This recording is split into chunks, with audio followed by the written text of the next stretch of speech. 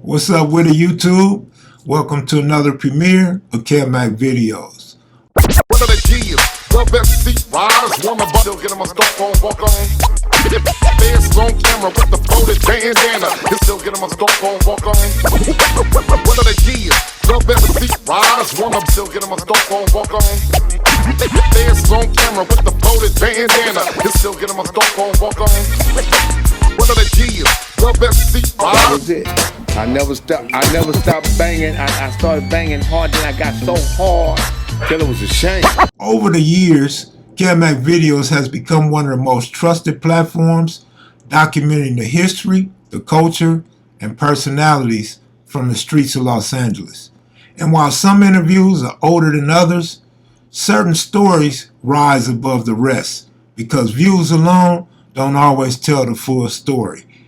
Honesty and historical accuracy can't be measured by numbers. But these videos here, these are among the most watched, the most discussed, and the most remembered on this particular platform.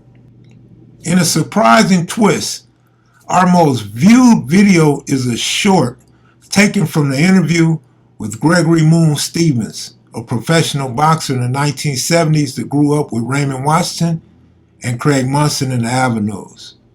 This clip hit a massive 1.3 million views. The title, No More Discipline, Our Kids. You need your ass whooped when you mess up as a black youngster. If you don't know the difference between right and wrong.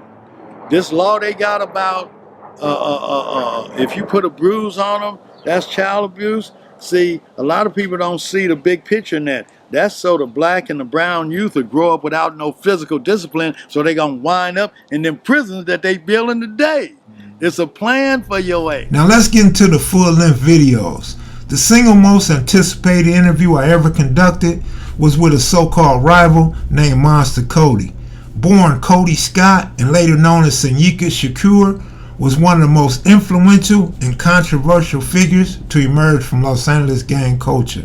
A frontline member of the A-Track gangster Crips, he became infamous in the late 1970s and 1980s for his reputation, intensity, and the brutal gang warfare of that era. His life story reached national attention through his best-selling autobiography, Monster, which detailed his upbringing, the forces that shaped him, and his eventual journey toward political awareness and personal transformation. Both feared and respected on the streets, Monster Cody became a symbol of consequences of gang life, and later, a voice reflecting on social conditions, trauma, and cycles of violence that produced generations like his.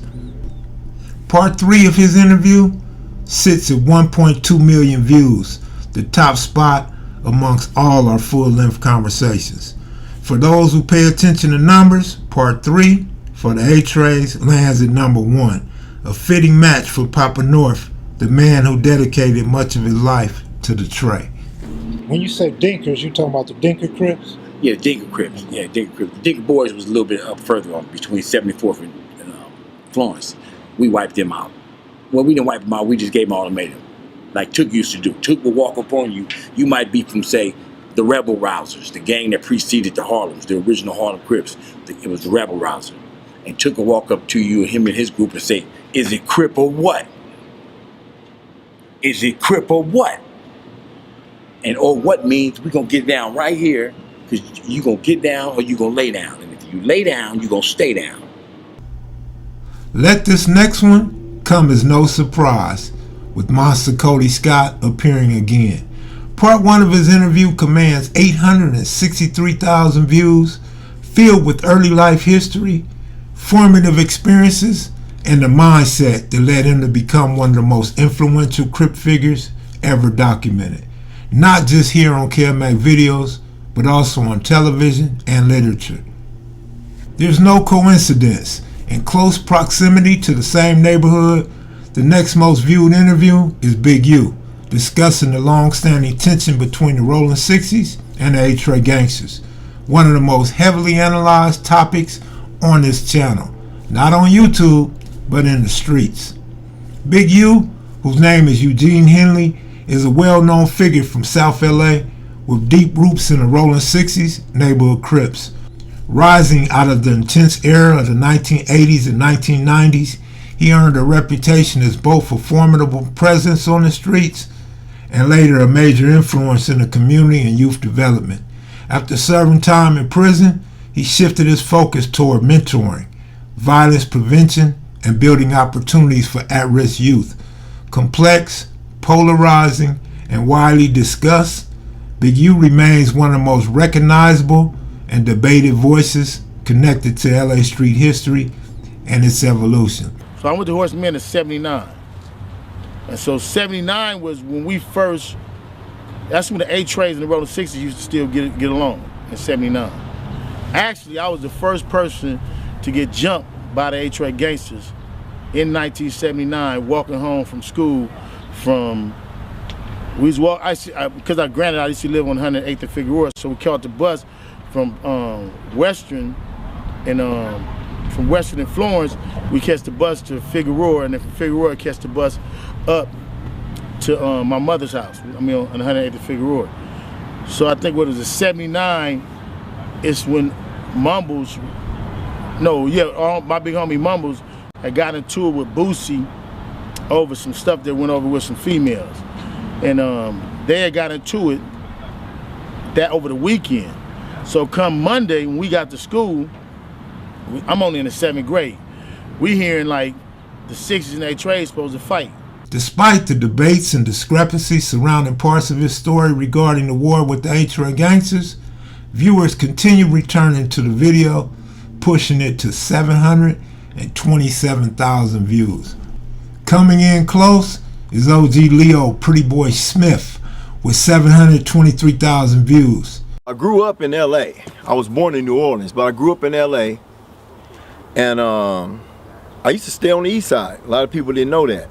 I used to stay on 76 and Wadsworth, second house from the corner next door to Raymond Washington. And then I ended up coming to the 60s, which was over there on the west side.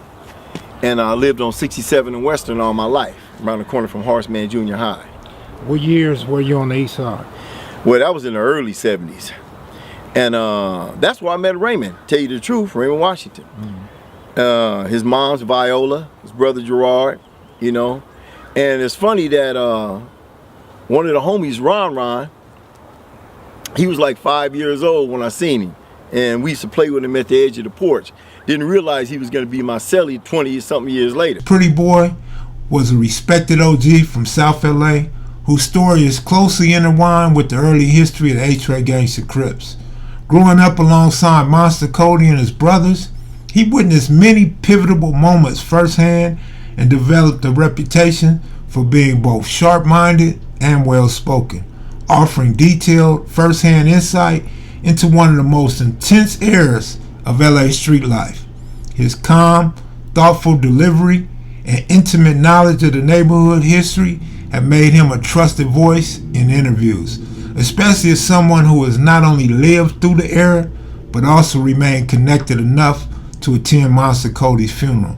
Pretty Boy's accounts stand out for their clarity and the personal perspectives he brings to stories many have only heard of from the outside. With 723,000 views. Rounding out the top tier is the late great Nipsey Hussle, one of the most universally respected voices to come out of Los Angeles. Nipsey Hussle rose from the streets of South LA to become one of the most influential cultural figures of his generation, blending music, entrepreneurship, and community leadership into a legacy for larger than hip-hop alone. Growing up near Crenshaw during the era shaped by gangs, poverty, and limited opportunities, he turned his lived experiences into powerful storytelling, building a loyal following with his Bullets Ain't Got No Name series, and later the critically acclaimed Crenshaw and Victory Lap. But Nipsey's rise wasn't just about music. He invested in local businesses, created STEM programs for youth, and preached ownership, economic empowerment, and self-determination, long before those ideas became mainstream. His journey from neighborhood hustler to Grammy-nominated artist and community icon, made him a global symbol of growth, vision, and real-life transformation. Part 2 of this interview has been viewed over 700,000 times, reflecting on his time in New York, his travels to Africa, and the global visions that shaped his life and music. Doing an interview, and they asked me where I come from. I'm giving it up for the hood and all that, like, I'm from 60 Crip. And a nigga, like, in the background, like, yeah, B, I'm from New York. I don't give a fuck about none of that shit. But I'm doing the interview for MTV, though. And I look, I said, all right, boom, I finished the interview. 6 I hop up, and the nigga over there, like, hey, you say you from 6 I hop up, like, yeah, I'm from Rolling 60 Crip. Cuz, like, oh, that's right. Like, yeah, my folks do this. You feel me? Like, I guess his peoples was from Harlem 30s or something. I'm like, all right, show the 60s, though. The other nigga said again, like, yeah, like, I get money, B. Like, I don't give a fuck about none of that shit. We niggas just flash so big on cuz. 6 like, nigga, I don't give a fuck about none of that shit. It's 60 Crip. Nigga on Rolling 60s, you don't give a fuck about it in a second. Draws went over there, got his gloves on. What's up, nephew? 6 like 3 or 4 more homies hop up. The nigga just low-key, like, get spooked. His boy hop up and play the peacemaker and all that. You know what I'm saying? But, niggas just be, shooting little smart remarks. Hey, when you bring up New York shit, man, there's a gang of motherfuckers in New York playing the LA role now. Yeah. Crippin' and blood and shit. You coming across some niggas out there? Man, that gangbanging in New York, homie. Straight business. They gangbanging. One thing I don't respect, it's like, okay, bam, if you gonna get into this gangbanging, bang your neighborhood, homie. If you from the Bronx, if you from Brooklyn, if you from Jersey, if you from wherever you come from, bang that. Don't bang Rolling 60s and you from, East New York, because you ain't never seen 60th Street in your life, homie. Right. Or if you do, you got to make the pilgrimage. Like, you got to go to Mecca if you a real Muslim. You got to come to the turf and come see what this shit about. And that's sort of how the Vegas niggas, Blackie brought them Vegas niggas to the Thunderdome. Like, y'all got to go through. On the set. And because I'm hood, like, how you gangbanging in a place you don't have no enemies? This shit don't even exist out there, homie. So, like, but to me, man, just get money. I'm hood. I wouldn't suggest none of these niggas go start that shit up, because it's going to spread like cancer. It's going to turn into something they ain't going to have no control over. So, the nigga already out there doing it, be a real nigga about what you doing and learn the history and you know what I'm saying, be 100 with the shit. But other than that, man, just get money. And here's something interesting for you number watchers. The top 6 most viewed videos all involve the A-Trays in the Rolling 60s. The 2 neighborhoods whose rivalry shaped major chapters of Los Angeles street history. Of course, the Roman numeral 6 is the Rolling 60s hand sign. At number 7, for you numbers people, a fan favorite, OG Cutes from the magnificent what? 7, alongside Monster Cody and OG Mr. Rockhead. Gilbert, OG Cutes Bell, is one of the most respected early voices from the West Side, known for his deep historical knowledge and first-hand experience from the formative era of Los Angeles street culture.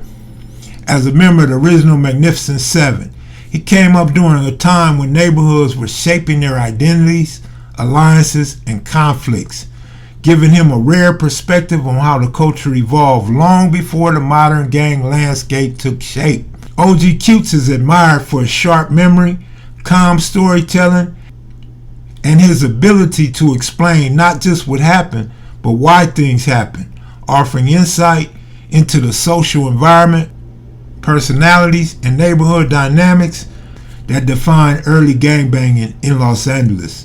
His interviews stand out for their authenticity, humor, and historical value, making him a beloved figure among viewers and a trusted source for understanding the roots and history of LA streets. This interview blends history and personality, old school insight, humor, and real gang history, bringing in 544,000 views.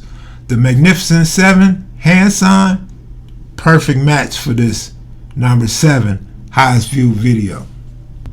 Next is another short, and once again, it's none other than Monster Cody. In the clip titled Break on 'em Tookie, he delivers one of the most iconic one-liners with unforgettable energy. Look, when you see these dudes, they might just do something as esoteric as this. Just throw their wing out on you. Ain't nobody seen this but you and this dude. But he just did flexed on me. Now it's about Burger Swan and going to Long Beach and catch him at the Long Beach Arena for the Parliament Funkadelic concert. We're gonna break on him. Come out on him, Tookie. Break on him, Tookie. Break on him. That's what Big Jack would say. Break on him, Tookie. And Tookie would come out of shit. No tattoos, waist this small. Come out like this, man. I mean, I'm just a giant of a dude. Handsome. Big old natural. At the height of health. Taking no supplements or nothing, man. Man, Tookie would do this shit. All bullshit aside on the set. Tookie would go up to the liquor store and buy a half pint of chocolate milk. Go right around the other aisle and get a little packet of yeast. He'd take the yeast and eat the yeast and drink the chocolate milk on the way back home and say, I'm finna go out to the house and blow up like bread. It sits at 519,000 views, proving the demand for his voice wasn't limited to long interviews. Number 8. Chino, OG Chino, Los Angeles, California.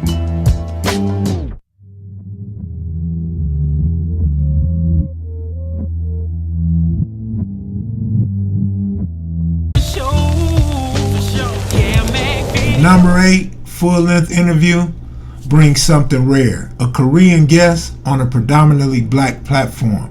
OG Chino from Koreatown is a rare and respected voice who brings a unique perspective to LA street history, having grown up in the heart of Koreatown during a time of intense cultural blending, neighborhood tension, and rapid change. Chino, with 498,000 views, tells his story of growing up in Koreatown. I was born in Korea, 1967, and raised in Bogota, Colombia. My family moved to Colombia when I was about 2 years old. So about 69, I moved to Colombia, and that's where I was raised. Then I came to LA in 1977. What area did you land in when you came to LA? First stop was Carson. Carson. I went to Catskill Elementary School. You know, I couldn't speak any Korean, and there was no Koreans in Carson. So, you know, I hung with the Mexican cats. But in those days, you know, the Mexican neighborhood in Carson was, you know, working class. Nobody was really gangbanging, wasn't doing anything, you know. And then Scottsdale was right there, which was like where all the black kids used to live. Yeah. So you grew up with blacks and Chicanos? Yeah, man. Yeah. I mean, I didn't stay in Carson for too long, but I think that kind of like me being brand new to America, I think that's where I found my comfort, you know, hanging out with Latinos and blacks. So when we moved to Koreatown, in 78, we came to Koreatown, and, you know, I got put in ESL, you know, because I couldn't speak English well, so it's like my ESL class was like Koreans and Latinos, and the Koreans kind of immediately hated on me. They were like, man, this dude's weird, he can't speak Korean, you know, he only speaks Spanish. But the Mexican kids were like, hey, why not let him play with us? You know what I mean? So I automatically just ended up, you know, hanging out with the Mexican kids. As a Korean American navigating a predominantly black and Latino environment, Chino's story stands out for its honesty, humility, and clarity about what it was like to come of age in a community shaped by both diversity and conflict. His interview resonates because he speaks from a real experience about survival, identity, and the ways different cultures intersected in the streets, making him one of the most memorable and refreshing guests to ever appear on Kev Mac videos. Engine number 9. All right, let me stop. In the 9th slot is Big Miz from 9-0, one of the most beloved guests that we ever featured. Though he's appeared on other platforms, the consensus is none of his interviews were better than his interview here on KMV when we first introduced him to the world. Big Miz Cofield is from the rolling 90s. He's one of the most memorable and charismatic voices to grace this platform. Known for his natural humor, infectious smile, and the confident way he carries the history of his neighborhood. Coming up in the rolling 90s during an era that shaped street politics, neighborhood pride, and survival, Miz blends authenticity with personality in a way that very few guests ever could. His interview resonates because he speaks with honesty, not glorifying anything, not glorifying the gangbanging or nothing like that, but giving viewers a real sense of what shaped him and the people around him. Combined with his now famous one-liner that fans love quoting, Miz Cofield has become a standout favorite on the platform, representing the rolling 90s with both style and substance. His smile and his presence made the interview a classic. With 459,000 views, his story continues to resonate with old heads and new viewers alike. Everybody had names, Dirty Dog and Insane and Crazy, and I didn't want to have a name like that. And it wasn't until I went to YA and came home and I was, I had a lot of, lifting weights, and I was on swole and started calling me Big Miz.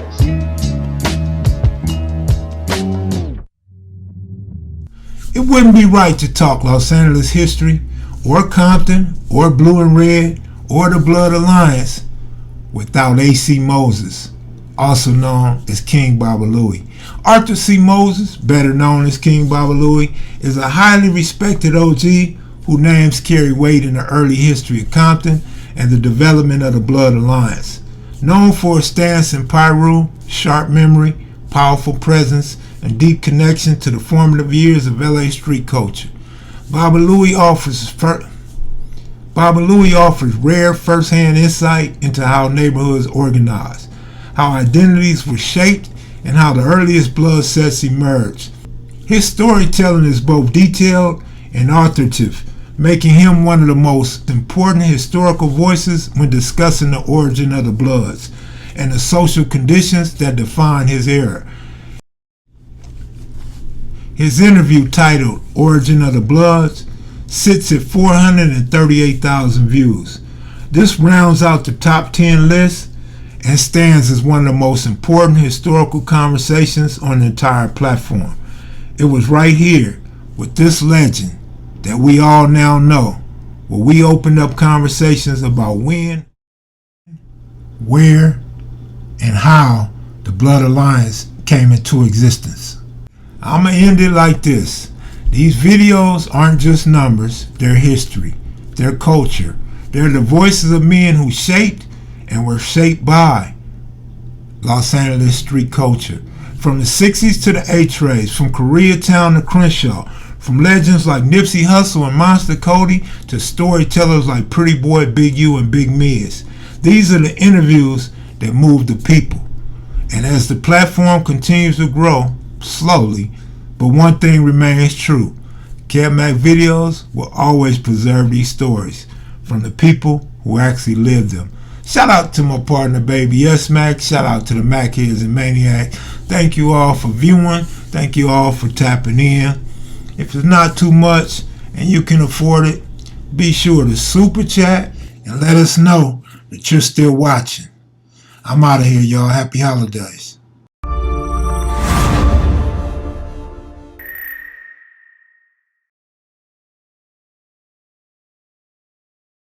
This is Los Angeles.